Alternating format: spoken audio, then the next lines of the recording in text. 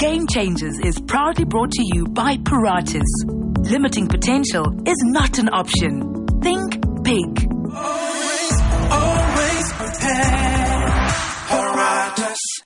Your inspiration station. This is Script on 99 FM, and it's time now for us to celebrate our game changer of the day. Now, for today, we have one of Zimbabwe's top lifestyle and fashion bloggers, a media graduate from the University of Cape Town. She has established herself and her blog, Kicking It with Mimi, as a dynamic, award-winning African and Zimbabwean blog. And it is my absolute pleasure to welcome Ameera Mimi to 99 FM. We have her on the line all the way from Zimbabwe. Good morning.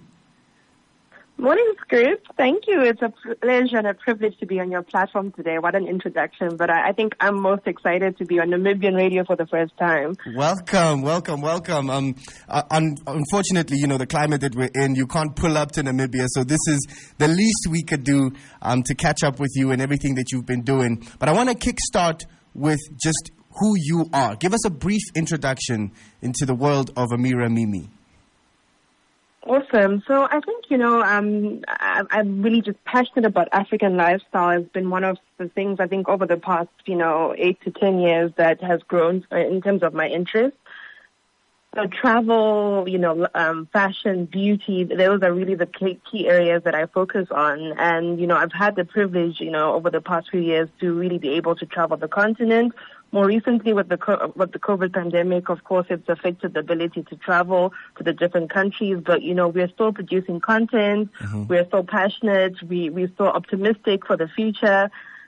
And so really, I think Kicking It with Mimi is just about me living my life, being a proud African and really showcasing the other side of Africa. We are a lot more than just I think the negative press that, the mainstream media keep pushing. There's so much to see, there's so much to do, and that's really what Kicking It with Mimi is about. Mm-hmm.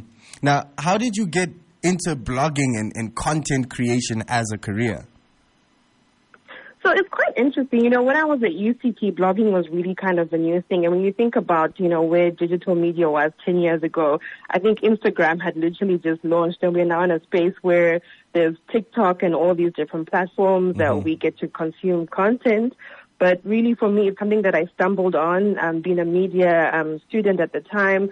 I was just interested in lifestyle more than just, I always thought maybe I might be in a newsroom, but as time went along, I was like, actually, no, I want to be more on the lifestyle side of things. I do work in marketing as well. And so it's really something that interests me, and it's grown. And I think with technology constantly, improving and making us all connected. I mean, now I'm literally on your platform, and you're in Namibia and I'm in Zimbabwe, and we're able to have a conversation and then discuss, different lifestyles. So I think that is the exciting journey that I've been on, and it's still growing. There's still a lot more that I want to do as a blogger, and so I'm looking forward to, I think, going forward and how the world is constantly changing as well. Now, Ameera, describe the influencer landscape for me in Zimbabwe right now. How are you keeping that fire going? How are you keeping inspired, especially since the pandemic hit? I can imagine it's crazy. I think in Zimbabwe, there's kind of a bias towards what we call macro influencers. Those are like your big celebrities. So I think for, influencers like myself who are more micro influencers, nano influencers, where we're very niche, I think it's been quite a struggle because a lot of businesses are just trying to stay afloat. And so you find that marketing is always the first place where budgets are cut. Yeah. So I think it really takes a lot of innovative marketing teams who really understand the value of influencers. So I think that's the main struggle that we're having right now, is that businesses are not prioritizing marketing efforts, and the ones that do are very few. So we're all kind of competing with a very small pool. But I think nonetheless that the interest is there and it's growing. And I think for me, it's always been exciting to see, brands, continuously. I think they're growing with the times. So I think the future is definitely exciting. Yeah. I think macro influencers are certainly enjoying it more. I mean, we've had local influencers just get, one of our biggest stars got a house endorsement from a property group. We've had, local celebrities getting, car deals. So I think that's very exciting for a country like Zimbabwe. South Africa has always, I think, been the leading front in Kenya and Nigeria in terms of influencer marketing. So to see more Southern African countries, I think, with the growing influencer market, it's definitely something promising and something that, we look forward to more opportunities like that. I think for micro-influencers as well, where brands can really see the value that our audiences and communities can give to them. So, yeah, I think we have a long way to go, but we're getting there. And we gotta celebrate ourselves while we're at it. We have our goals, but we celebrate along the way. And, something that I've also just realized on this side is that when things are difficult, it's usually the love that keeps you going. It's the love that helps you push through. So the passion, right? It's the passion. So what do you love most about being a lifestyle and fashion blogger? And what are some of the things that you would do without? I think that, I'm super passionate about, I think for me, it's just the opportunity to showcase what, fellow Zimbabweans, what fellow Africans are doing. So for me, the ability to actually showcase the work that entrepreneurs are doing is a big part of my passion, because I think there's so much opportunities there and a lot of success stories that we need to share. So for me, that's definitely what I love the most about it, is the people that I get to interact, the products, or, the travel opportunities. Travel for me is one of my biggest passions. So hopefully one day I get to come to Namibia. That would be amazing. Then we can have you in the building for real, for real. Absolutely. So I think that's, some of the things that keep me going. Yeah. Things that I could do without. I mean, it's always just, I think, the difficulties in terms of convincing businesses sometimes. That's always a bit of the hard things. You do get some people who maybe want the world through influencer marketing. When you do an exchange, there's sometimes a lot of pressure that comes with it. But generally, I think, there are things that I just love about this profession, and that I'm so fortunate to get to do it. Now, you spoke of traveling there. What are some of your favorite African destinations that you've been to so far? And let's say, give me your top two that you haven't been to that you're just dying to visit. Oh, that I've been to, or that I want to go to? Two that you've been to, two that you really want to go to. Okay.